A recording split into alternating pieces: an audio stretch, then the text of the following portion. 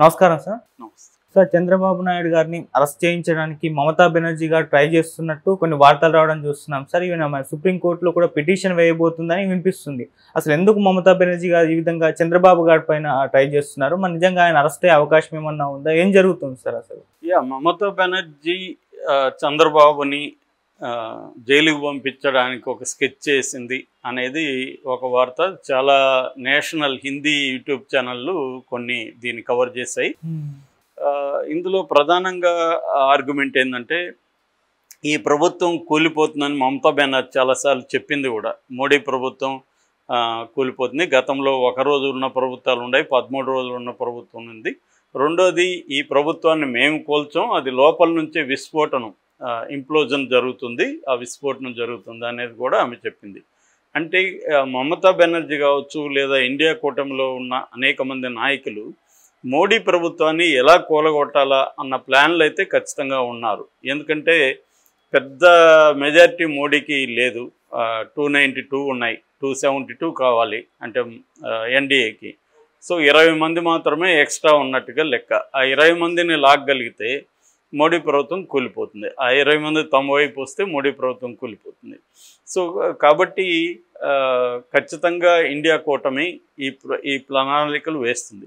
So ఇప్పుడు ఏంటంటే, వాళ్ళ ప్లాన్ ఏమంటే, చంద్రబాబుని టార్గెట్ చేయగలిగి, చంద్రబాబుని మోడీకి చంద్రబాబు మధ్య గొడవలు క్రియేట్ చేయగలిగితే, చంద్రబాబు విత్డ్రా చేసుకుంటే, చంద్రబాబు 16 మంది ఉన్నారు, మొత్తంగా ఆంధ్రప్రదేశ్లో 21 మంది ఉన్నారు. సో ఇది కానీ వీళ్ళు కానీ బయటకు వచ్చేస్తే మోడీ ప్రభుత్వం కూలిపోతుంది అనేది ఒక స్కెచ్. అట్లాగే నితీష్ కుమార్ని కూడా అక్కడ టార్గెట్ చేయడం. ఎందుకంటే నితీష్ కుమార్ మొన్ననే ఇండియా కూటమి నుంచి ఇటు జంప్ అయ్యాడు. యాక్చువల్గా ఆయన చావనైనా చేస్తాను కానీ నేను బీజేపీతో కలవనని కూడా అంతకుముందే స్టేట్మెంట్ ఇచ్చాడు, మళ్ళీ వెళ్ళిపోయాడు. ఆయన అనేకసార్లు ఇటు జంపింగ్ జలాంగ్ అంటారు ఆయన. సో అటువంటి వ్యక్తి మళ్ళీ ఇండియా కూటమిలోకి రాడనేమి గ్యారంటీలే. రేపు పొద్దున్న బీహార్లో నెక్స్ట్ ఇయర్ ఎలక్షన్స్ ఉన్నాయి. సో దాంట్లో మళ్ళీ ఇండియా కూటమి తరపున అయితే మనం గెలుస్తామని అనుకున్నాడు అనుకో, ఆయన మళ్ళీ ఇటు వదిలేసి వచ్చేస్తాడు. సో ఈ ఇద్దరిని కానీ టార్గెట్ చేస్తే మోడీ ప్రభుత్వం కూలిపోతుంది, మనం ప్రభుత్వం ఏర్పాటు చేయొచ్చు అనేది ఇండియా కూటమి నాయకులకు ఉన్న అండర్స్టాండింగ్. సో అందుకని చంద్రబాబుని టార్గెట్ చేయడం కోసమే మొన్న అక్కడ వెస్ట్ బెంగాల్ ఎంపీ, ఈ తృణమూల్ కాంగ్రెస్ ఎంపీ కళ్యాణ్ బెనర్జీ కూడా ఒక బాంబు పేల్చాడు. అది మనం ఆల్రెడీ చెప్పుకున్నాం. అంటే చంద్రబాబు మీద కేసులు ఉన్నాయి, ఈడీ సిబిఐ ఎందుకు అరెస్ట్ చేయలేదు చంద్రబాబుని? మీరే గతంలో చెప్పారు కదా, ఇతను పోలవరాంని ఏటీఎం లాగా ఉపయోగించుకుంటున్నాడు, అతను అవినీతిలో నాకంటే సీనియరు, ఇలాగంతా మోడీనే మాట్లాడాడు ఒకప్పుడు. సో దాన్ని గుర్తు చేశారు. సో ఆ రకంగా ఇప్పుడు చంద్రబాబు అవినీతిలో కొరికిపోయాడు, అతన్ని మీద చర్యలు తీసుకోవాలనేది అతను డిమాండ్ చేశాడు. అలాగే ఇంకొక లేటెస్ట్ స్కామ్ గురించి కూడా కళ్యాణ్ బెనర్జీ చెప్పాడు. అదేంటంటే, ఈ రిజల్ట్ వచ్చిన రోజే 31 లక్షల కోట్ల లాస్ వచ్చింది స్టాక్ ఎక్స్చేంజ్లో. కానీ అదే రోజే 521 కోట్లు చంద్రబాబు భార్య పేరుతో ఉండే కంపెనీకి లాభం వచ్చింది. ఇది ఎలా సాధ్యమైంది, దీని వెనక కుంభకోణం ఏంటి అనేది కూడా ఆయన మాట్లాడాడు. సో ఇప్పుడు ఒకటి, వాళ్ళు సుప్రీంకోర్టులో పిటిషన్ వేయబోతున్నట్టుగా మనకు అర్థమవుతుంది. ఒకటి ఏంటంటే, ఈ కొత్తగా ఈ 521 కోట్ల స్కాము దీని మీదకి వెళ్తున్నారు. రెండవది, గతంలో ఇతని మీద ఉన్న కేసుల్ని ఎందుకు ముందుకు తీసుకెళ్ళట్లేదు, ముఖ్యంగా స్కిల్ డెవలప్మెంట్ మీద సుప్రీంకోర్టు ఎందుకు ఇప్పటికి కూడా తేల్చట్లేదు, అట్లాగే ఈయనకి సంబంధించి కొన్ని బెయిల్లు కూడా సుప్రీంకోర్టులో పెండింగ్లో ఉన్నాయి. సో వీటి మీద ఎందుకు తేల్చట్లేదు, చంద్రబాబు కేసుల్ని త్వరగా తేల్చండి, ఒక ప్రజాప్రతినిధి కేసులను తేల్చాలని జగన్ విషయంలో కూడా ఇదే జరిగింది. అలాగా ఇప్పుడు చంద్రబాబు మీద సుప్రీంకోర్టులో వేయించి పిటిషన్లు చంద్రబాబుని ఇరుకుని పెట్టాలనేది ప్లాను. అయితే మోడీ ఇంకొక వెర్షన్ కూడా వినిపిస్తుంది కొన్ని ఛానల్లో, హిందీ ఛానల్లో ఏమొచ్చిందంటే, అసలు మోడీ కూడా చంద్రబాబుని ఇబ్బంది పెట్టే ఆలోచనలో ఉన్నాడు, కేసుల్ని కొద్దిగా టైట్ చేసే ఆలోచనలో మోడీ కూడా ఉన్నాడు అనేది ఒక వాదన. ఎందుకు మోడీకి అవసరం ఏంటి? నిజానికి మోడీ చంద్రబాబుని ఇబ్బంది పెట్టకపోతే తన స్మూత్గా జరుగుతుంది, కానీ ఇబ్బంది ఎందుకు పెట్టాలనుకుంటున్నాడు అనేదానికి వాళ్ళ ఎక్స్ప్లెనేషన్ ఏంటంటే, మోడీ మామూలుగానే ఆయనకి 10 ఏళ్ళుగా ఏం అలవాటైందంటే తనకు ఎదురులేని నాయకుడిగా అలవాటైంది. ఈవెన్ బీజేపీలో కూడా సెకండ్ అనేది ఎవరు లేరు. అంతా కూడా నల్లి సెకండర్స్ అంటారు. నల్లి సెకండర్స్ అంటే సెకండ్ టు నన్, ఇంకెవరు ఆయనకి సెకండ్ లేదు. సో అలాంటి ఈవెన్ ఆర్ఎస్ఎస్ని కూడా ఆయన క్యార్ చేయలేదు. అందుకని మోడీకా గ్యారంటీ, మోడీ అనేది ఆయన పేరే ఫోకస్ చేసుకున్నాడు. నేను అనే మాట్లాడే తప్ప మనం అనే భాష కూడా ఆయనకి ఇప్పటివరకు లేదు.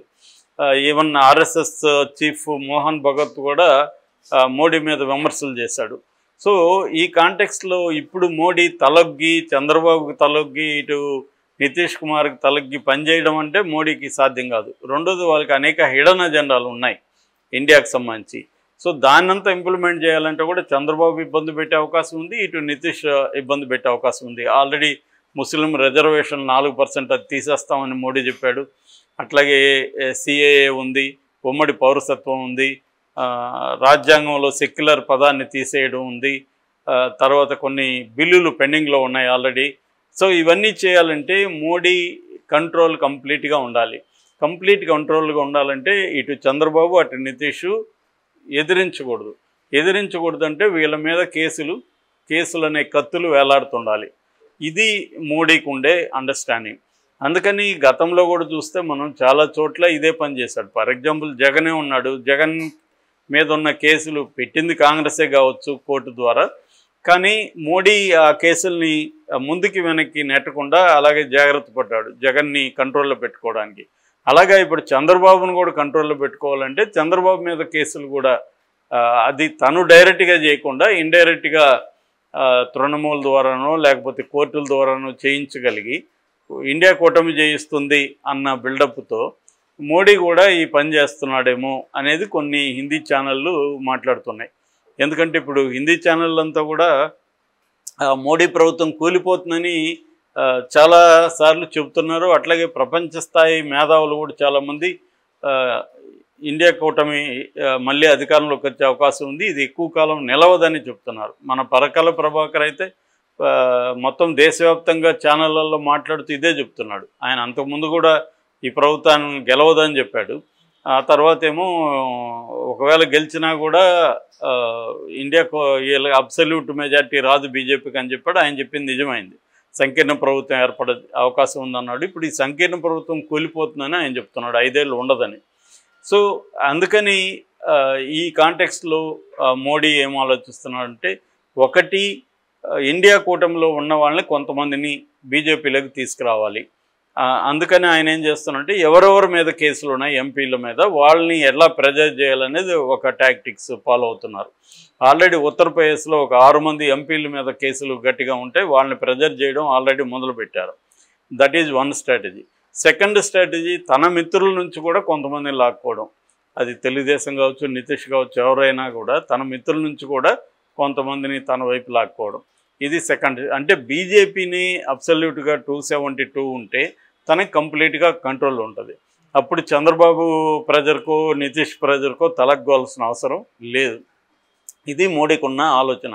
ఎలాగూ నాన్ ఇండియా కూటమి, ఎన్డీఏ కూటమి పార్టీలు జగన్ లాంటి వాళ్ళు కొంతమంది ఉన్నారు, వాళ్ళు ఎలాగో తమ దీనికి వస్తారు. సో ఇది మోడీకి ఉన్న అండర్స్టాండింగ్. సో అందులో ఫస్ట్ స్టెప్ ఏంటంటే నితీష్ని చంద్రబాబుని తన కంట్రోల్లో పెట్టుకోవడం, గట్టిగా డిమాండ్స్ చేయకూడదు రాష్ట్రానికి సంబంధించి, అలాగే తాను ప్రవేశపెట్టబోయే బిల్లులు కావచ్చు మిగతా వాటికి ఎదురు చెప్పకూడదు. సో అందుకని చంద్రబాబు మీద కేసులు పెట్టి చంద్రబాబుని ఇబ్బందులు గురి చేస్తే తన కంట్రోల్లో ఉంటాడని. మామూలుగా మనకి భార్యాభర్తలకు సంబంధించి మా ఫ్రెండ్ ఒకటి చెప్పేవాడు. సో మన భార్య మనకి సమస్యగా మారితే ఏం చేయాలంటే మనం ఆమెకు సమస్యలను క్రియేట్ చేయాలని. సో అప్పుడు ఆమె సమస్యలు ఆమె బిజీగా ఉంటుంది, మనకు సమస్య కాదు. సో చాలామంది హౌస్ వైఫ్స్ ఖాళీగా ఉండి మనల్ని బుర్రదింటుంటారు. వాళ్ళకి ఉద్యోగం లేక వాళ్ళని పంపించేస్తే వాళ్ళకు ఓన్ సమస్యల్లో వాళ్ళు బిజీ అయిపోతారు, మన మీదకి రారని. సో ఇదే పద్ధతి మోడీ కూడా అనుసరిస్తున్నాడు. తన మిత్రపక్షాలు తనకెవరైనా సమస్యగా మారితే వాళ్ళకి సమస్యలు క్రియేట్ చేసి పెట్టేయడం. సో ఇది ఇప్పుడు చంద్రబాబుకి మోడీ చేస్తున్నాడా అన్న డౌట్ అయితే కొన్ని హిందీ ఛానళ్ళు ఎక్స్ప్రెస్ చేస్తున్నాయి. ఏం జరుగుతుందో చూడాలి.